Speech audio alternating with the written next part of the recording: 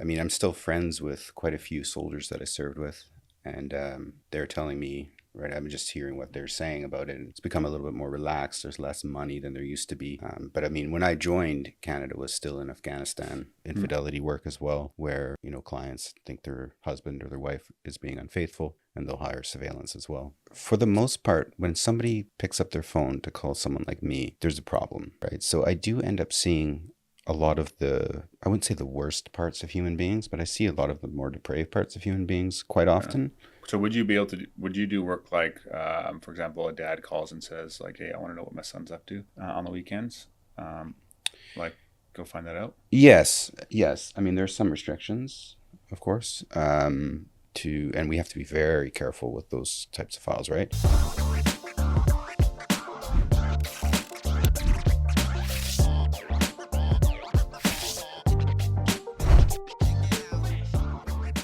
How many podcasts have you done?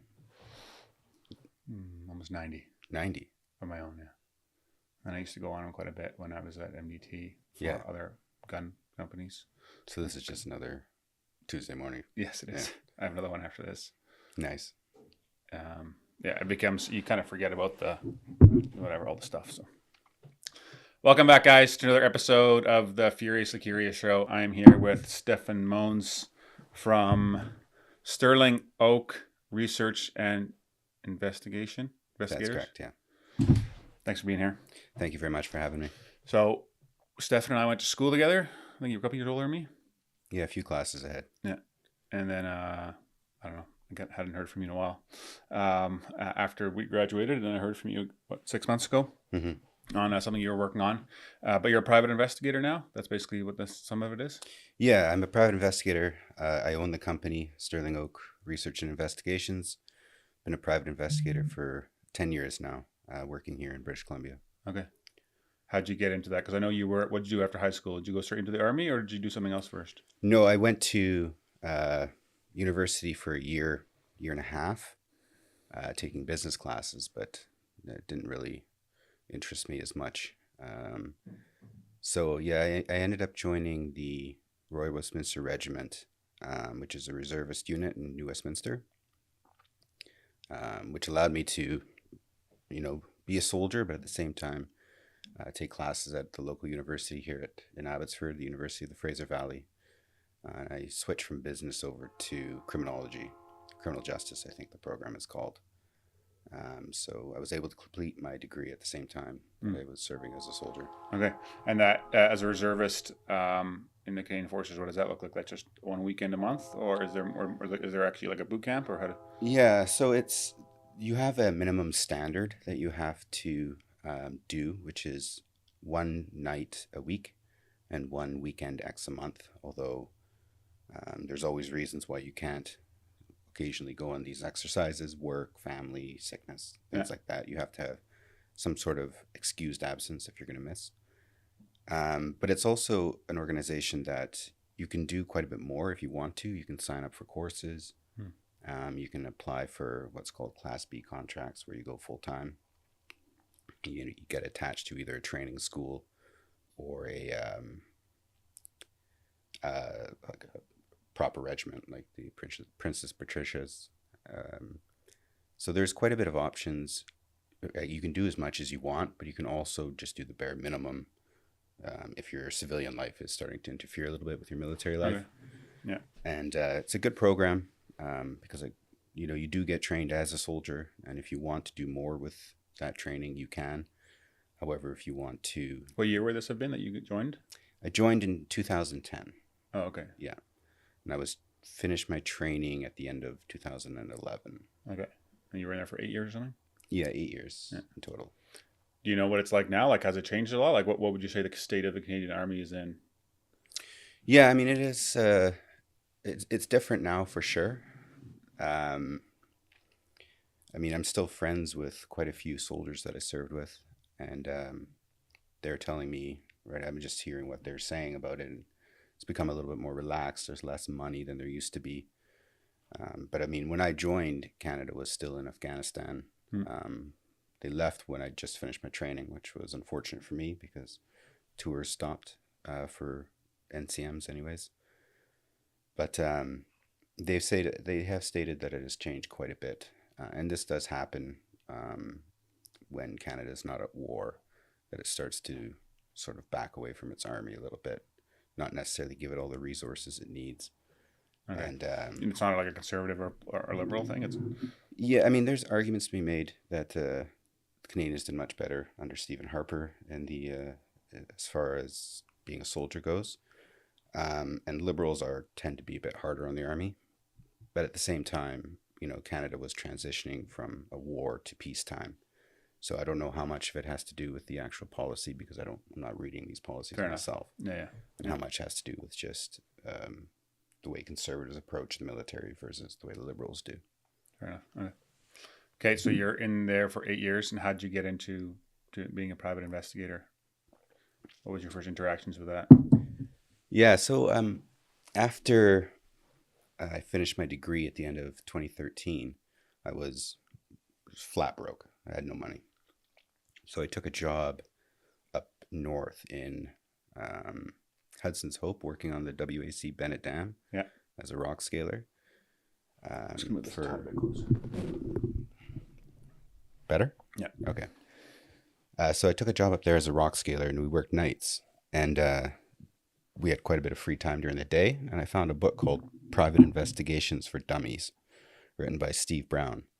And I bought the book, and it was quite interesting to me, somewhat applicable to the degree that I had. And I thought, you know what, maybe I should give this a shot, see how that goes. And yeah, it worked out quite well for me. Okay, what intrigued you about the book? Like, what do you remember from it that stuck out?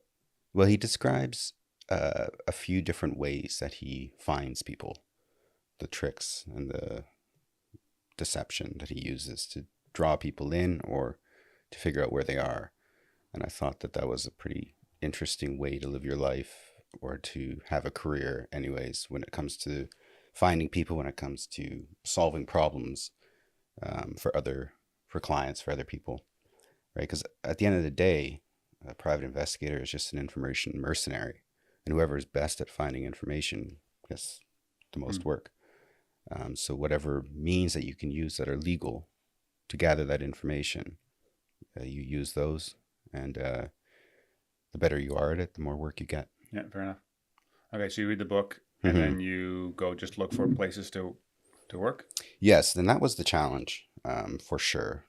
The finding a job as a private investigator in BC is not an easy task. There's limited options in terms of companies that are hiring. It's a smaller industry. So it took about 8 months to find a company that was willing to even interview. Right. I had to take a job. So I found out on the internet that WorkSafe BC uses private investigators, or at least they use. I don't know if they still do, but they were using private investigators.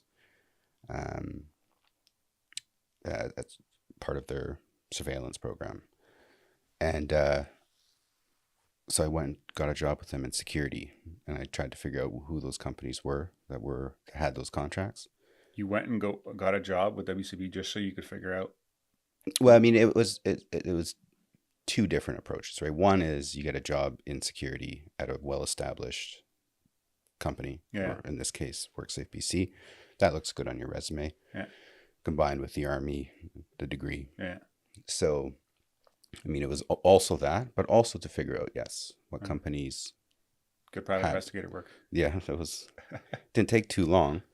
But then once I figured out which companies had this contract, and I can't state who they are, obviously, but I found one that was at a conference of some sort, and approached them, and then gave them my resume, and then just bothered their office manager until I got an interview. And then they interviewed 3 people for the job. They tested us on the road to see how we were with driving, brought us through a few different test scenarios. Why with driving? Well, the position was for a surveillance investigator, so they have to know that you can drive your car properly, that you're not timid, but you're also not reckless, Fair enough. that you know when to, you have basic tactical instincts on how you set up on people, how you follow them, right? So you do this road test to make sure that they're not, extremely soft on the gas, but also not slamming on the brakes. Have a good idea of what distance to keep between people, things Fair like enough. this. So when you get hired by a company like this, are you getting trained as well afterwards on how to do all the work, or how does the training work? It is a little bit self-taught. I Hmm. did receive some training from the manager at the time. I think I went out on 2 or 3 shifts with him. I think it was like something like 12 or 15 hours in total. But then after that, they were just giving me assignments and I had to go figure it out on my own. Now, the company that I was hired with, they had a good team of surveillance investigators, right? So I used those guys as resources, right? To explain a little bit how to do the job properly, Yeah. what tricks do they have, Yeah. sort of shadowing them. And of course, the manager was, he was in communication with me as well, explaining. I would tell him what I did, and he'd be like, "Hey, you did this wrong, that wrong." So what would be an example of a case that you would have been working on? Right. So, I mean, at the time I did surveillance, so it was largely insurance fraud cases, right? So you would get a assignment. So and so is injured or allegedly injured. Go find out whether or not they're telling the truth about that, right? So then you would just go and you would conduct a surveillance shift on the person, sometimes multiple, just So to get an like idea. sitting outside their house, or like going visiting their workplace, or just what? Yeah, all of the above. Okay. Just what are they doing day to day? This is what they're saying. Are they also How do you telling the know what they're truth saying? How do about? you know what they're saying? If you're just doing surveillance, like you can do just audio pickup of things. No, no, this comes from the client, right? The client will say, Oh, this okay. is what the claim Oh, is, okay, okay. right? So the client has given us the information of what they're saying, and then we go and see if what they're doing is matching what Fair they're enough. saying. Okay. Actions line up with your words. Precisely. Okay. Um, and uh, and so like it'd be like they say they can't like have a huge limp, whatever, and they're walking fine, like Exactly. basic stuff like that. Okay. Okay. And so you go to from surveillance to, and what about other cases that are surveillance that aren't fraud? Is there?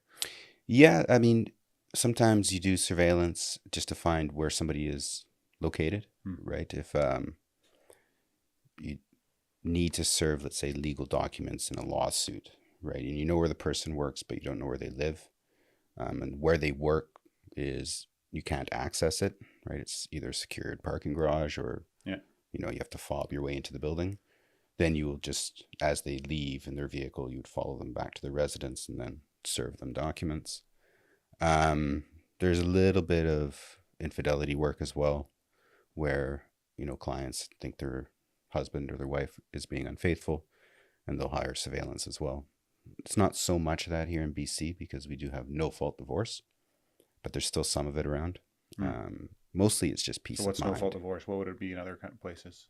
So there's states in America still that have where cheating within a marriage will have an impact on how the divorce plays out in Oh, court. okay. But here in BC, it doesn't. Okay. Interesting. Okay. And so how long are you doing that? So you're doing the 8 years and then you decided to go on your own? Yeah, so I did 2 years as just a surveillant, and then was promoted to manager in the company that I was working for, primarily training new investigators. But I also started doing more interview work, taking statements, occasionally a little bit of finding people. I got introduced a little bit to open source intelligence investigations, which is just finding people on the computer, Hmm. tracking their movements on a computer. And yeah, so I started, and I still did surveillance throughout the first 8 years, but also a little bit of management, a little bit of marketing, started to get a better understanding of the entire world of private Yeah. investigations as opposed to just the surveillance aspect. Yeah. Okay. And what would be some of the things that surprised you about the work, and like especially in the first years that you were doing it? Like it's not boring. Like when you're doing surveillance of see if an insurance fraud, you're just sitting somewhere for 6 hours. It doesn't drive you nuts. Like you don't mind doing that. It does drive me nuts. I think it drives almost everybody nuts. But surveillance is long periods of being bored out of your mind, followed by pure adrenaline once they get moving. It's like a And prison break. now you have to break from this sort of static scenario that you've been in for sometimes for long periods of time. And if in hot weather you're sweating profusely, in cold weather you're wearing 20 layers. Mm. And then suddenly you have to get moving. And then um, all of the tactics, the techniques, the things you have to do to follow someone successfully suddenly just have to be done quickly. And you have to make that transition, that switch. And that is challenging, but it kind of makes the boring part worth it. Okay. Especially if you're successful. If you're not successful, Good dopamine hit. It's a great dopamine hit. It's a good adrenaline hit as well. Yeah. Okay. Interesting. And sitting there for hours, like what do you do? You just gotta, because you can't be distracted by something else and miss the person coming there. No, you have to keep your eyes up 100%, right? So some people listen to podcasts or listen to books on tape or music or something like that softly, maybe just in one ear, right? Because you also want to listen to your surroundings to make sure that there's not somebody standing outside your vehicle when suddenly you decide, hey, I'm going to reach, get my lunch. And then you realize there's someone standing right there. So, I mean, this is sort of what I did as well, right? Listen to books on tape with just one ear pod in and let my mind wander a little bit. Write about some certain things, stuff like that. And will you, so your company now, do you do surveillance still, or is it are you more specialized in a different area? I still do some surveillance. It comes in fairly regularly. It is not the main thing I do anymore, though, right? There are companies that really specialize in surveillance. I worked for two of them. If somebody wants like a surveillance done, these are the companies you want to go to. I mean, you can use my company as well. I'm just as good as they are, but I don't have like a dedicated department to that only. Fair enough. Right. But if you do surveillance with my company, it's either myself or one other guy doing it. And he's a guy I trained. And we're both quite good at it. So you don't get a lesser product, but we are a little bit more expensive, I would say, than the average surveillance only department. Okay. And what kind of, so I come from the business world mainly. That's where my experience comes from. Do private businesses use private investigators? And for what kind of stuff would they use? Absolutely. Once again, sorry, do you mind if I turn this off? No.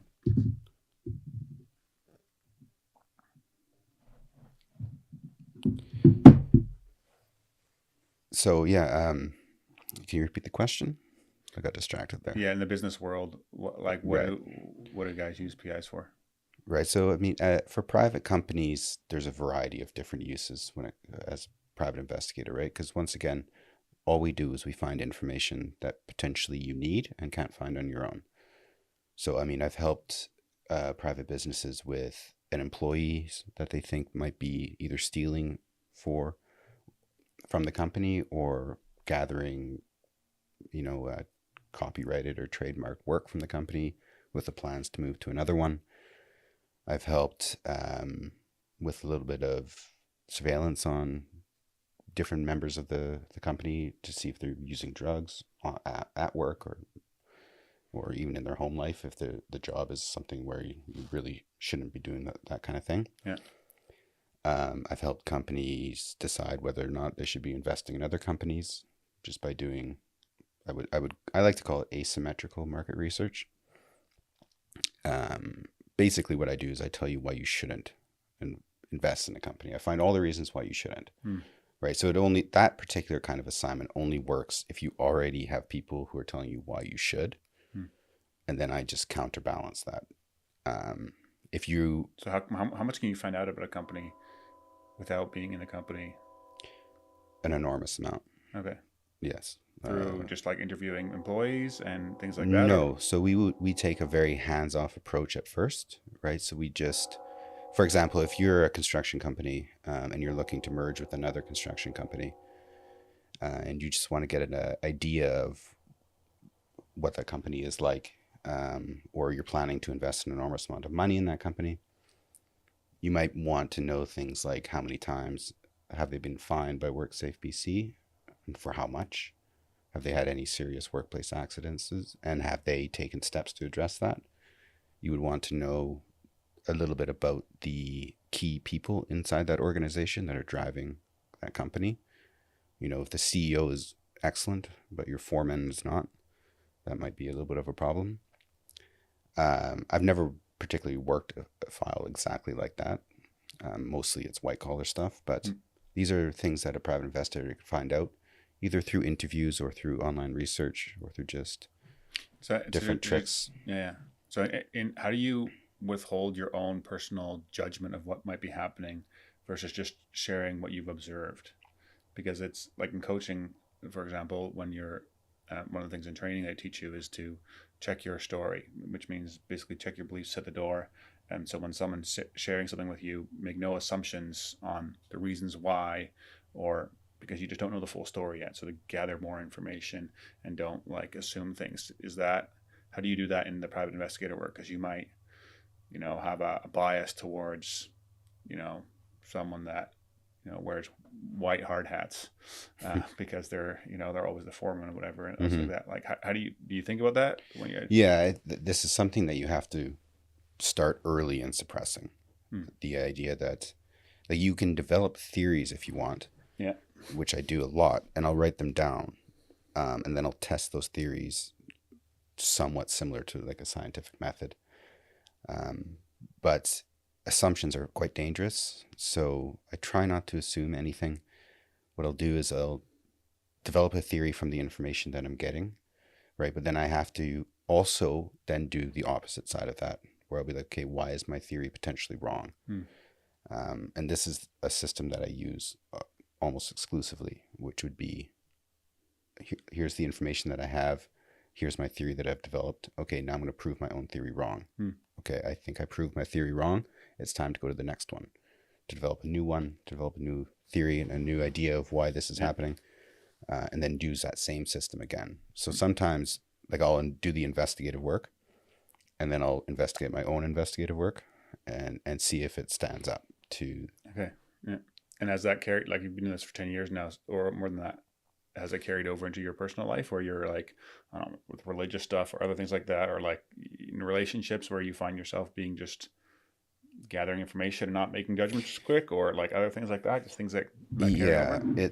You can't really turn it off once it's on, right? So one of the things that you have to develop as a PI is the ability to read people, right? And that's something you can't turn off once it's developed and it's working for you, right? So I do find myself in many situations, like social settings, just studying people and being like, okay, I got to go be normal. Let's talk to somebody about, what's going on in the world. Yeah. But yeah, I mean, the way I work and the job that I do, it does carry over into my personal life. But it's not. Because you're trying to solve puzzles, basically, right? So you can't essentially, right? But thinking about it a lot. It's not like the way, a police officer takes their work home, right? Where they have quite a bit of trauma potentially, and it can affect like their happiness or the way they interact with their family, right? I don't have that as much. So the things that carry over from my work into my private life aren't really a problem, right? It's just something that I have to like catch myself doing and be like, okay, this is a situation where like it's a kid's birthday party, stop figuring puzzles out, and go push, somebody on the swing or. Yeah, fair enough.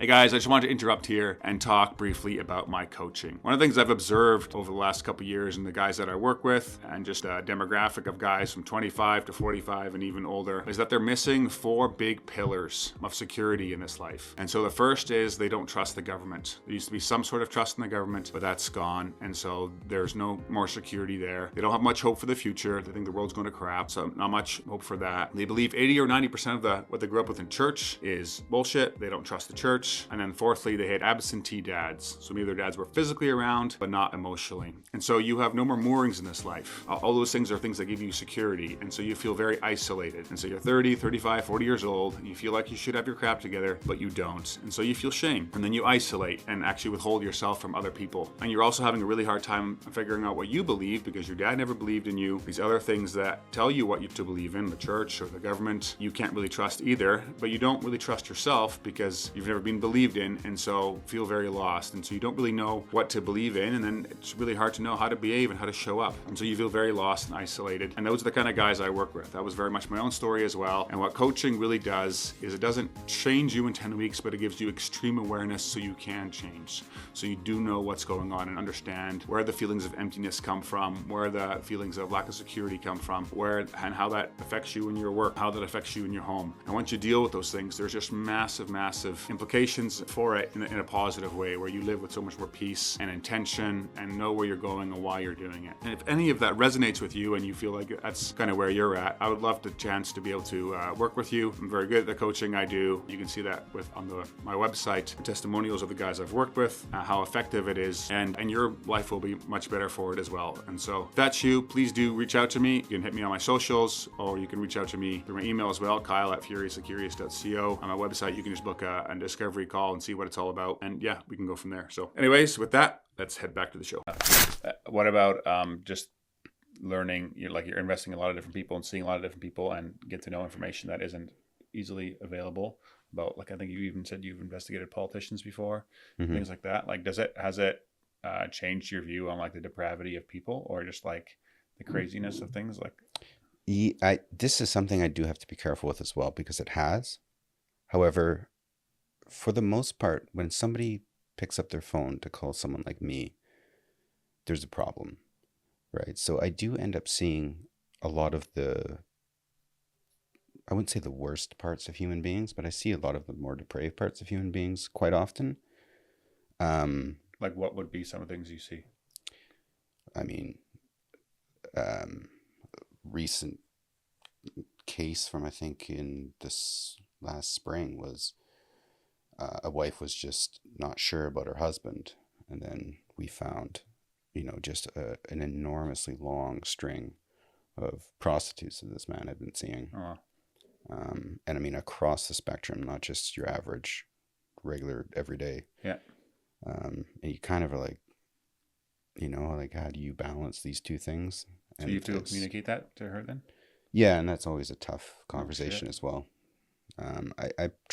Infidelity assignments it's the one assignment where if you're successful, you're bringing bad news. Which makes it uncomfortable, because on the one hand, you're like, yes, I've done the work that my client wants to do. But on the other hand, your client's not going to be happy. Yeah.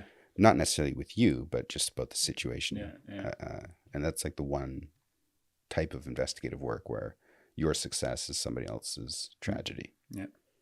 And what about politicians? Like, who would you do the background work for? Would it be for, like, the Liberal Party would say, do an investigation on this potential candidates can run for us, or? Yeah, so I vet politicians, or before they become politicians usually.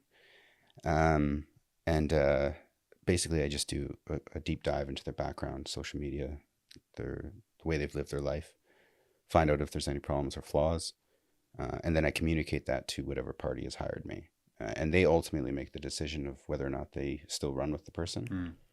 My job is just to gather every bit of information I can, deliver that to them, and then they make the decision in terms of who they're going to hire and who they're not.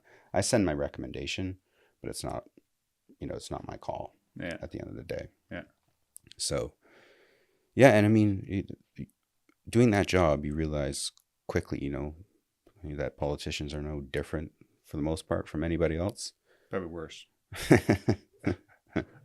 You find like some absolute, you find some people who are obviously have some problems, but you also find some absolutely incredible people in the mix as well, who, you really start to root for a little bit going through the background.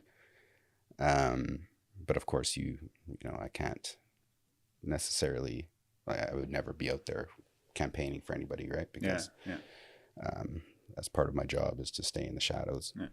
But yeah, you do find good people as well. Yeah.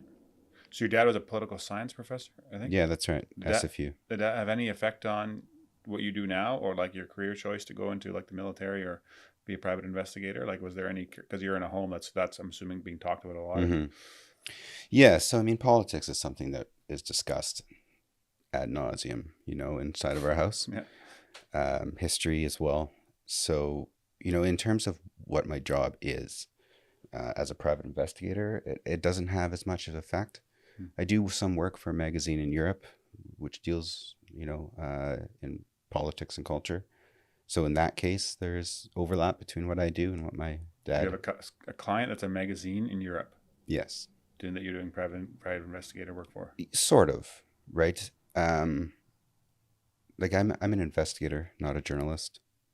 And I'm teamed with a person who is, an investigative journalist, but more on the journalism side than the Oh, okay. investigative side. So Okay. instead of one person exploring that particular job, right, investigating a case, it's kind of been split into two because your investigator will come along and present pure facts. That's it. Like there's no bias behind it for the most part. You can add your own, like he adds his own color to it as well, but it works in the sense that if I disagree because something I've discovered does not match what's being written, um, it's not like a win, but I can point to specific facts. And then if you're just doing it by yourself, like the way I work as an investigator, I was talking about the way you develop a theory and then you test it, that can get missed in the world of journalism. And I think we see that a lot in today's society, right? So having a separate investigator to the actual work of the journalist creates sort of a barrier between mixing the bias in with the facts, trying to prove your own theory as opposed to and figuring accountability out to a certain degree. And exactly, right? Because if my work is this, but you're writing something different, we're going to have a conflict. And it works really well. I get along great with the journalists. So cool. yeah, it's been nice. Yeah. You also mentioned there's work you do for private companies, like businesses, in terms of like getting contracts or bidding on different like government tenders or different things like that, and just seeing what's available and like, speak to that. Yes. So the way governments hand out contracts varies across whatever industry you're in. But one thing I've noticed is the gap between the person that is going to benefit from the contractor and the person that picks the contractor, right? So a lot of people will write their contracts assuming that the people that they'll end up dealing with are the ones reviewing it, but they're not. It's a completely different department altogether, right? So what I do is I come in and I take the contract bid that you're writing and I tailor it towards that department as opposed to who you will actually end up working for. Okay. And this is done both by historical analysis of other contracts, similar contracts that they've written that have been published or the client may have access to. Partially done on the research I'll do on that specific department within that company, what they like, what they don't like, what they're looking for. And usually there's, even if you're writing a 200-page contract, there's like 6 things or 5 things that is really crucial that you have to hit. Yeah. And if you can figure out what those things are and hit them, then you even if there's mistakes other places in your contract where even if you're slightly higher financially than others, but you've got those things that they want, you still have a good shot of getting it. And they can be sort of innocuous to when you're writing the contract, you assume these are going to be the important things because this is what we're good at. Yeah. Right. But it can be something way out. This could be anything from like building a highway or like, is it just like any sort of tender work, or is it? Yeah. So construction is one that I have not ever worked with before. Yeah. Usually it's like white collar bidding. Okay. Yeah. These types of things. So yeah, it's all about figuring out precisely what that department wants, what they specifically are looking for. And even though if you get that contract, you will never speak with those people again until it's time for that contract to be written again. You have to tailor that contract to that crew. Yeah. And you said, I think last time we chatted, you said in Europe, a lot of companies have a PI, private investigator, on staff. Yeah, so some a lot of firms, I wouldn't say a lot of firms, but I've noticed more in Europe that firms, larger companies will just simply have a private investigator, usually on retainer. I wouldn't say they're on staff. Hmm. Usually on retainer to just whenever there's an information problem within the company, to just have someone that can step in and figure it out, as opposed to taking, let's say, a manager from a department that already has his own responsibilities, taking him out of that position and having him run around, try to figure out, Hmm. you know, whatever the issue is, whatever conflict is going on within the company. Now, normally HR and really big firms will do this, but it's the businesses that are not quite that big where they have like a fully staffed HR department, but they're big enough to have higher revenues, seven or eight figure revenues, but they haven't really got a full blown. This is the director of HR. These are the hiring managers. These are the hiring staff. It's more like Yeah. two or three people within that department. Do you know why it's more in Europe than here? The private investigative world is a little bit more developed in Europe than it is out here in Canada. Um, Now, once again, I haven't dug really deep into why that is in Europe as opposed to here. But we will attend to conferences sometimes with the World Association of Detectives, and European investigators will come in and they'll talk about some of the work they're doing in Europe, and we're like, even though we can do the same work they do, it just those markets don't exist here in Canada. Exactly. For example, there's one firm that exclusively does intellectual property investigations, right? So you have a company in Europe that's producing, let's say, nice shoes, and another company in a different country, let's say the shoes are being produced in France. Another company, let's say in Slovakia, will take your shoe and print it themselves and sell them for half the price. Now, this is a huge problem.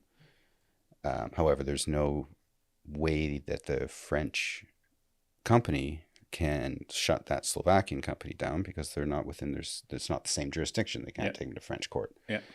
Right. So they'll hire the investigative company to go in, and they use all these different tricks to figure out everything about the company, where they're making the shoes, who's involved, what company owns it, and then the company that's making the shoes in France will be able to go into Slovakia, take that evidence into Slovakian courts, hire a lawyer there, and get them shut down. And this is exclusively what they do, and they do, and they're a large company working full time. So these are things that I just don't see in Canada at all. You see a little bit here and there, but once again, Europe is set up a little differently, right? Where you have all these different countries with their own jurisdictions, but they're still part of the European Union. Yeah. So there's more potential for companies to scam each other. Across these borders. Is it quite a bit different from Canada to the U.S.? Yes. U.S., well, yes and no. The U.S., every state is different, which makes it a little bit tough for a private investigator in the United States to work across all these different state lines with their own different rules, laws. Yeah. So, like the way we work, it's say in British Columbia is fairly similar to Washington State. However, the way we work in Canada compared to Florida is vastly different. Same with a state like New York, quite a bit different. Private investigators in the United States, some of these states, they also have like a certain amount of, not authoritative power, but they do get access to some government databases. Whereas here in Canada, we do not get access to any government databases that the average person does not have access to as well. Fair enough. What rules are in place for PIs? Like, can you get more information than a private citizen could? Like, do you have any more rights to information? Nope. Okay. No, you and I have the exact same right to gather information. I just do it for a living. That's it. Okay. And so, because you can't, like Like, what would be some of the things you can't do that maybe some people assume that you can do?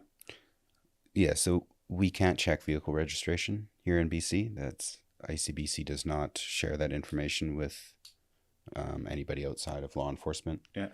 So there are parts of the United States that you can check license plate information, and they sometimes will phone us here in BC and be like, "Hey, I just need this vehicle checked." It's like, sorry, we don't have access to that. Yeah. So yeah, any like government database that has some sort of security clearance, we would not have access to that at all. We can't check to see if, like if somebody has committed a crime here in BC, a serious crime, like we don't have access to that report. Yeah. We might have access to some parts of it. We can file a freedom of information request, and then the report will come to us, but it'll be extremely redacted. Yeah. Like we can't just get a copy. Yeah, fair enough. There's also, and Hollywood has really done a number on this particular one.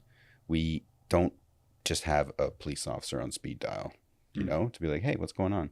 Can you check this? It doesn't happen, right? Not only does that risk my business license, the police officer could lose his job, right? So we don't do that. It doesn't happen. Fair enough. So would you do work like, for example, a dad calls and says like, hey, I want to know what my son's up to on the weekends. Like, go find that out? Yes. I mean, there's some restrictions, of course, and we have to be very careful with those types of files, right?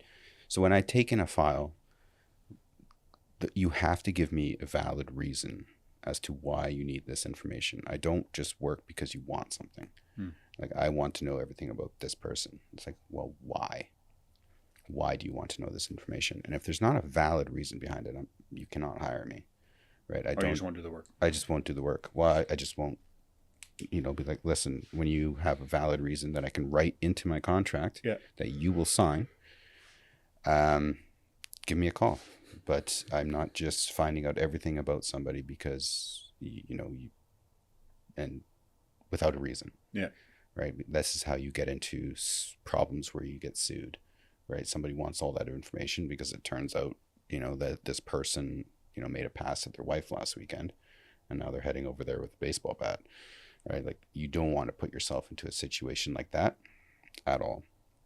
Facilitating. Even though that would be that person's responsibility? Like, it's partially, well, I mean, to a certain degree, right? If you're facilitating, right? Like if somebody comes to me and they give me, I need to find this person and I need to have a background on them because, I lent him $100,000 and he said he was going to pay it back in this time period. Not a single payment has been made. Can you find out where he is, what he's doing?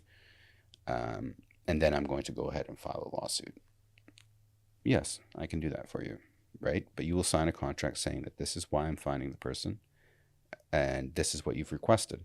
Now, if you were lying to me and you actually just wanted to find this person so you could threaten them or intimidate them in any way, I have an indemnification clause in my contract stating that if they sue you and me, right, as a accessory, whatever monies are owed from my company, you have to pay. Right? And this protects me from clients that are lying to me and I do try to verify to a certain degree clients. International clients are much harder. How often do you have to say no to a client that comes to you? Quite often. Okay. Yeah. Because you don't think the reason's good enough, or because they're sometimes they just don't want to give a reason. And I mean this is a non-starter for me. Sometimes they'll give me a reason that is something I suspect is a lie. And sometimes it's just a situation where it's either not my specialty whatsoever or what they're asking for is impossible, right? And in these situations, I decline because I'm not going to just take your money and then knowing that absolutely I can't do this. Yeah. There's no scenario where I'll take a file like that. If I can help, absolutely I'll take your money. Yeah. But if I can't, I'm not going to. Fair enough. That's not how I do business. Hey guys, just wanted to interrupt the show here a minute to tell you about a job. So as you might know, I also do recruiting along with the coaching services that I offer. And I'm hoping that one of you here listening today might be able to fill that role. So there's a company here in the Lower Mainland that is looking for a service tech to work at installing all the equipment that goes into a poultry farm or a chicken farm. So all the equipment that goes inside the main building where the chickens are, but also the equipment up front, the electronics, the PLC controls, the egg collection equipment. And so it's a not traditional electrician type role where you're doing a lot of like pulling wires, and because all that stuff's already installed, you're just trying to get it all working on new farms, but then also on existing farms that are running the equipment, doing diagnostic work when things break down and trying to fix those issues. It's a good company. I've met with the guys, I've gone to the farms and checked things out and try to understand the role better. Starting wage is $45 an hour, a lot of overtime available, so you can make upwards of like $110,000 to $130,000 a year. Get a company phone, a company truck, and there's a lot of reward as well because you're working often with the farmers directly, fixing their issues of what's going on there. So if you have a background and you're an electrician, you might be suitable for this role. Also, if you're in the lighter stages of being a journeyman for an electrician, you might be a good role for you. It is very niche and specific. They actually have their own apprenticeship program for this role. There's a lot of things you need to learn that you wouldn't learn in traditional electrician work, but they're open to, very eager to teach and to learn and get guys going in this. So if you're interested in that, please do reach out to me. My email is kyle@furiouslycurious.co, or just on my social media, and I'll have a chat and see if it's answer some of your questions, and I'll be able to put you in touch with the company that's hiring for this role. But also, if you're enjoying the podcast, you can really help by telling other people about this role, friends and family. And if you tell them about it and see if you know someone that might be interested, share it with them and put them in touch with me, because in that way you can support the podcast as well. So thanks again for listening, and let's get back to the show. What about like abuse cases? So let's say like if someone's suspicious that someone's abusing some kids or whatever else like that, and they just don't have enough evidence to do something with it. How do you, like, would you take a case like that? And Yeah, so the first thing you have to do is be careful whether or not the police are already investigating, because I do not run a parallel investigation when police are already. And how would you know that? Would that be public, or that would just only be if they would know? It might be public, but I would also directly ask the client or the police investigating what's the file number. Okay. Now, if the case is cold and the police aren't actively working it, then I can run my own because there's nothing being done on their side. Why wouldn't you do it simultaneously? Because you never know, like the police don't publish what they're doing and who they're talking to, and you never know when you're going to accidentally stick your nose into a spot where they've got some sort of setup or some sort of plan, or they've already talked to this person, and you don't want to in any way impede what the police are actively doing. And since they don't share information with us for good reason, those are situations where it's like, if the police are investigating it this way, like maybe I can do a little bit of background digitally, because even if the police are doing their own digital background, which I know they do, they're not going to release it to you. Yeah. But I can do it and release it to you. It won't be as thorough as them if they have access to all these police databases, but at least give you a better understanding of who this person is. So I can do that somewhat simultaneously, because it's not something where there's any interference, right? I'm just finding stuff on the internet, in the various corners of the internet, and delivering that package to the client. However, when it comes to canvassing, knocking on doors, if the police are also doing this, first of all, it's a waste of the client's money. And secondly, you never know what they're up to and whether or not you're going to accidentally step on their toes. And I mean, that would be a disaster, right? You don't want to accidentally harm the person that you're working for. Yeah. Even though you didn't know. Okay, so let's say the police aren't involved, and someone comes to you and says, "Hey, I think this guy's abusing a bunch of kids in the school. Just a hunch. This is kind of the evidence I have." Mm-hmm. That'd be a case you would take, or? Yeah, this would be a case I would take. Yeah, I mean, once again, I don't have any powers of a police officer, right? So I can find information to the best of my ability, speak to people, certainly try to find maybe even some surveillance work, certainly try to get to the truth on the case. But, I can't stick somebody in an interview room and get them to talk to me. No. Okay. Right? If somebody is going to talk to me, it has to be voluntary. But would you voluntarily, without like saying, "Hey, I'm a private investigator," just like say? I mean, I don't have to declare who I am or what I'm doing. Okay. some interviews is just like this. My name is this. You're Kyle. Yeah. We're talking about this, right? But if the person who we suspect or is suspected or is in the sphere of the person that we suspect, no, I wouldn't approach them straight on. This would be something I came at from an angle of some sort. But what if, let's say, they're going to a coffee shop every morning, and then you start going to the coffee shop and you make sure you're in line with them and like build a relationship with them that way? Like, is that something that you could do? Like, Oh yeah, absolutely. Okay. Mm-hmm. You done something like that? I have. Cool. I'm careful when I'm actually run into you in the coffee shop. What about the dark web?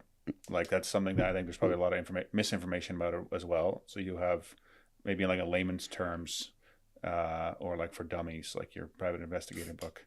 Like, what is the dark web? I think there's 3 versions, right? There's a regular internet, and there's something else, and there's like a Yeah, so the regular internet, and then there's the deep web, which is still accessible from the ClearNet or regular internet. It's just harder to find. And then the dark net is separate altogether. This is something that you have to have a special website to use. Tor is the most common one, and it operates anonymously, right? So your IP address, most people will use a VPN if they're going to go into the dark web, right? But essentially your IP address is not connected. It's bouncing around the world as you use this, and it creates a level of anonymity, not necessarily to law enforcement, because I mean they're the ones that built it. law enforcement built that dark web. Yeah, the original.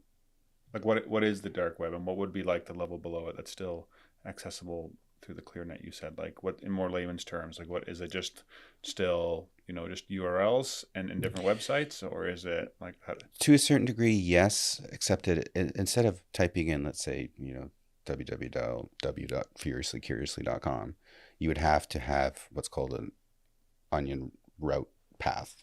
I think I'm screwing that up a little bit, but essentially it's like a long hash followed by .onion, and that takes you to the website, right? So the website itself is not necessarily obvious or searchable. Like, you can't just pop in Google and find, right? Whatever website you're going to on the dark web, you have to know about it beforehand and then go there, and they change them regularly. And but essentially you're anonymous. And what would be on the dark web? That would just be like, there's all sorts of things on the dark web. I mean, they have their own version of Twitter or X. They have their own version of Reddit. They, you can. Who's they? Like, it gets. I'm just speaking in general about. Okay, yeah. But someone's built this, obviously. Yeah. It's some parts of it are just perfectly normal to the most part, but everything is completely anonymous, and this is the one key, right? Because if you're using the internet and you're putting your name out there, someone like me can find it, no problem. But on the dark web, I have no clue who anybody in there is. I can sort of scratch at the, try to figure out to a certain degree, but it's very, very hard to track who people are, what they're doing. And it's used anonymously for very nefarious reasons often. And from anything from buying guns illegally to, purchasing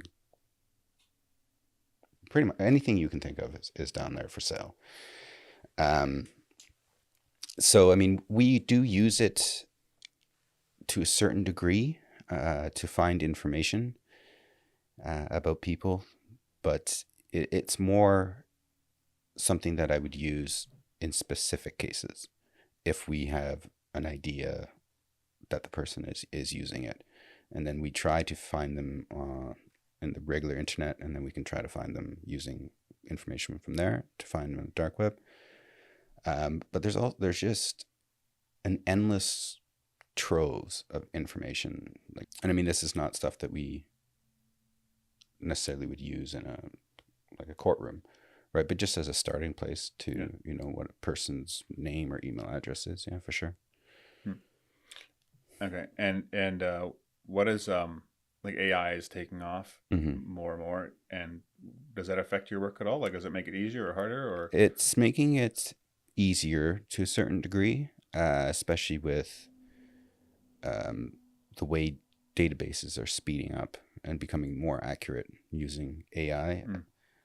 Um, so searches that would take, quite a bit of time previously, and you have to have the keywords perfect, and the exact information properly. AI is now like, hey, here's like the best five, but there's also like 50 other things Close down ones. here that are kind of close. So, help yourself. And that's quite nice, right? Because, maybe the first five, like I made a mistake of some sort, or Yeah. the information that was given to me was wrong or incomplete, and AI will then finish it off for me. Yeah. And that's quite nice. Yeah. Yeah. Um, I feel like Canada is becoming more and more of a surveillance state, like knowing a lot more about like the government knowing way more about their people than maybe they should. Uh, do you run into that as well? Like as you're doing your own private investigative work, you can probably see what other people have access to or mhm. are privy to. Would you agree with that? That it's the government has quite a bit of like the furthest reach. Yes. I mean, obviously, law enforcement will have by far the most information about people, um, in their databases, but to a certain degree, the way the police investigate people is different from us because of the way they start and the way we start. We assume that, I mean, we'll get like one small paragraph from the client, Yeah. and now we have to go figure it out. Whereas the police will get, a name and date of birth, and then they've got a bunch of different databases to go as a starting place. They have access to driver's license information, and things like that, residential status, or sorry, citizenship status, things like this. So we start from different spots when it comes to an investigation. But in terms of how much reach the government has, um, I haven't really noticed this as a private investigator so much. I've noticed it in Europe for sure, but here in Canada, if there are changes being made, they're relatively subtle. Our privacy laws are, they haven't really changed so much in the last few years, whereas Europe's has quite a bit. More Um, lenient. no, much stricter. Oh, okay. So I don't know if those changes are coming to Canada, but it's one of those things. If it does happen, we'll just adapt to it. Yeah. There's always a way. Yeah. So how do you take someone on as a client? Let's say someone reaches out and says, "Hey, I want to see if I can get these government contracts. Can Hmm. you like align these things?" Like, or maybe it's something else. How do they? Yeah. So a client will come to me either by email or phone, but eventually we're gonna have to talk on the phone. And this is called the initial consultation, where it's like, this is my problem, and um, this is the information that I'm hoping to find, and this is my ultimate goal and objective. And this is important. Sometimes clients just explain the problem, but they don't add their finishing. What do you want from me Hmm. specifically? What's your goal? What's your objective? So I'll always lead the conversation towards that, and then we'll have a discussion about what I can and can't do, and whether or not it's a feasible project, something I can take on and give you value for your money. Right? I always look at it in a case like that specifically. Right? If I can help you make money, at least 3 times more than what you're paying me, I will take that file.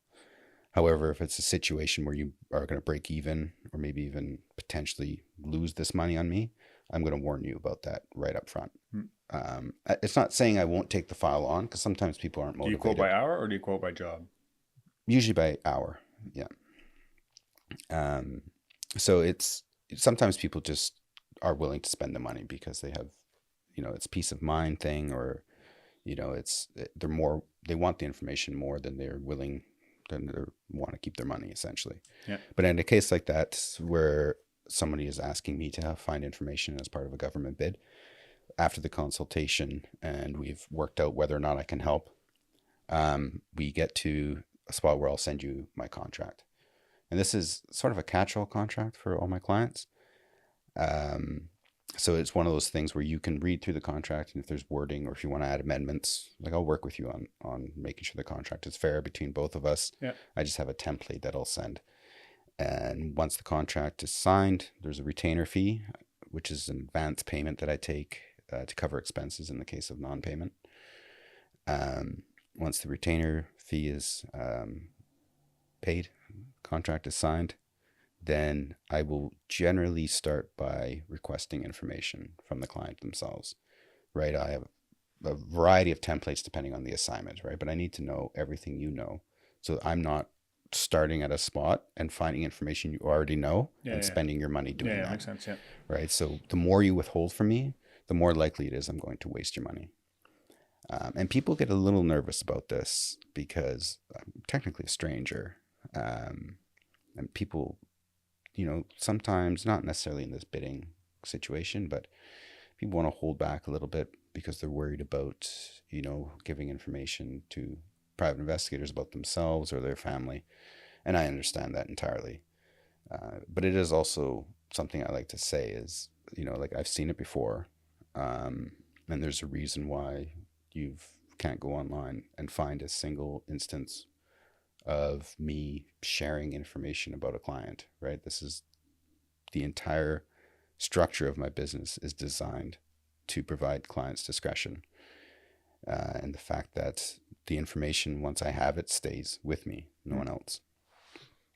Unless you've requested me to share it with your lawyer or your brother or whatever. yeah, So, I always encourage clients to be like, just tell me everything that you think is relevant. I'm going to ask questions. You don't have to answer them. yeah. But if it's helpful for me and it's helpful for the file, and you don't want me to accidentally waste some of your money, it's best you just tell me up front rather than wait 2 weeks and then tell me. Yeah. Right. And now some people, they want to build that trust a little bit before they're willing to share these secrets, which is, once again, I understand entirely. But if I've done work that just covers what you already know, it's up to you. Like that, you still have to pay for it. I apologize, but yeah. Do you start building your own database as well? Like let's say you did a whole bunch of investigation on someone 2 years ago. Do you keep that and then potentially use it again because you're investigating their neighbor now or something, and you now have like stuff that covers? Or what do you do after something's done? Do you destroy it or? So I have to keep it for at least 1 year. Okay. And then usually, I'll dispose of it. It's not always necessary to maintain like I don't have a database of clients and their information at all.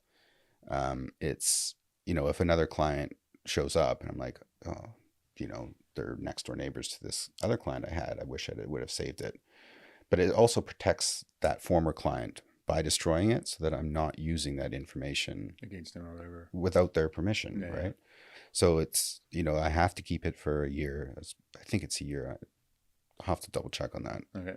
For insurance purposes. Investigate that. Now, my reports I keep, right? I have to keep these because you never know when, right, suddenly they're in a lawsuit 6 years down the road and they're like, hey, I've lost the report. Where is it? Yeah. Now you have to testify, and I don't have the work I did 6 years ago. So my reports I keep, but like the information packages that are sent back and forth, those disappear. Do you have goals for where you want to take the business? Like, is that like, what's the private investigator world like? Do you want to be in a spot in 5 years where you have 10 people working for you, or like, do you like being the size you're at now? Like, how do you? Yeah. So scaling a private investigative company is difficult for sure without, major contracts with businesses, right? So essentially for me to expand the business, I would have to clone myself, right? But if I cloned myself, that person would just start their own company. So, eventually, I think 3 years from now, I would like to have some sort of specialized product that I can teach somebody to do, at least most of the work under my direction. Something that is, needed by society, that has value to society, and then start scaling that to a certain degree. But you have to find certain areas where you can market that particular service, expend some capital training somebody to do the bulk of the work under my direction, and then just make sure the final product is good before you deliver it to your client. Now, I haven't quite found that yet. But I'm also in this is my second year of business. Yeah. Working for yourself. Working for myself. Yeah. So there are certain assignments that are becoming easier to me in terms of getting the results quickly, turning those over quite fast. Whereas I would say the first 3 months, it was a little bit of a learning curve. Yeah. Right. Every client is different. Every skip trace is different. Every missing person is different. But now I'm getting Missing person, so you'll try to find people that are missing too. occasionally, yes, not as common as a skip trace. What's a skip trace? A skip trace is when somebody has, let's say, you're involved with a lawsuit, and the client says, once again, that person borrowed $100,000 from me and they didn't pay me back, and the person that took the money and didn't pay it back is like, well, if he doesn't find me, then I can never be brought to court, and my wages will never be garnished. Right. So it's finding the person so you can serve papers. Yeah. That's the skip trace, which is something we do quite a bit of. Sorry, where were we? I think that was it. Okay. Yeah. Okay. So if people want to hire you, where do they go? What's your website? How do they contact you? Yeah. So my phone number is 604-817-5685. The website is sterlingoakinvestigations.com. We're located in Vancouver as a primary office, but we work all over BC, anywhere really in the world, provided the work is done here in BC. Yeah. And we have a list of all of our services on the website. Primarily, we do my primary specialty is solving problems, finding people and solving problems. A lot of people will come to me with very weird, non-specific problems where information is needed to solve it or resolve it, or at least help them just understand what is happening. And this is sort of where my specialty is, the understanding of how to get that information and work with you to solve your problem, whatever it may be. Yeah. Interesting. Well, it was a great chat with you, having you on. If anybody of you guys are interested in working with Steffan, reach out to him. Make some more money or find some more people, whatever it is. I'll catch you guys next time. Thanks for listening. Thank you. Hey guys, if you enjoyed that episode and were blessed by it, would you be willing to support the show? That would help a lot in creating more content, improving the quality of the content, putting the production value, getting more guests on, and me being able to spend more time and energy towards it. So if you're interested in doing that, you can click up here and it'll take you to a support page. But you can also subscribe to the podcast by clicking over here and doing that. Thanks again for listening, and I'll catch you on the next one.